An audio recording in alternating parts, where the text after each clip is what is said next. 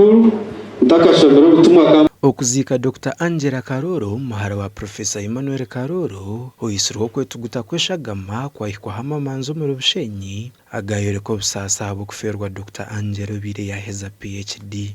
Ito tuyo muri tata no mwana no moyo rukwera kana abantu babusemu ninja kubasima mununga okubasa kuhereza muhara w'itogu sikarashibe mwamuhiri kandi mamuni mwashasha ukuba tiya bakora value imwatiyemo.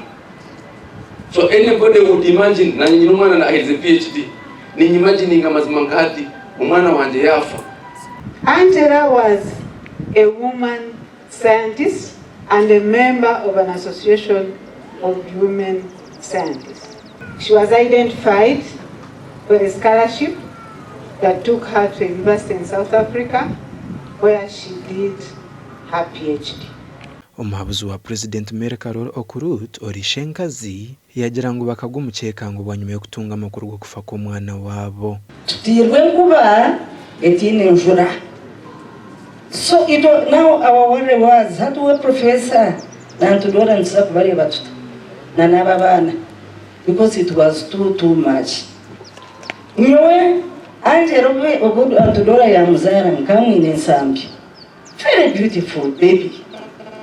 Yakore rera magezi rera bakuru rera bameshadi are sorted.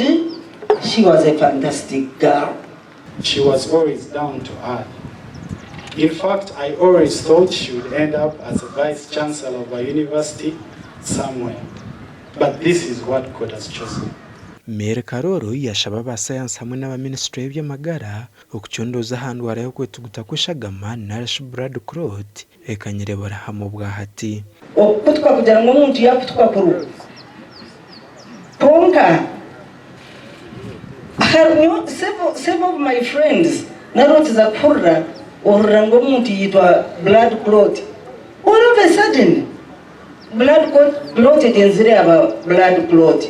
So bajukore research. Okuziika Dr. Angella kwayebemberwa Bishop wa Humwire owasima Emmanuel Karooro habukujunwa kando basize kunjura mukanisa bwanyuma yo kuhora makuru go kufa ko mwana we.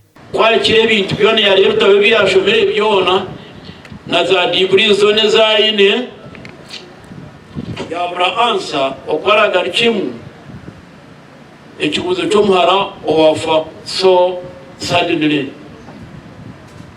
yagetekera ekirikumbasa no kungira aharyoha kungira Yesu yabutamakito yazankaye Professor yazonkansi. Angella kazarwa 2019 by'ukwezi kwa 11 mu mwaka gwa 1991 kandi yafera hamyaka na gumwe yo bukuru.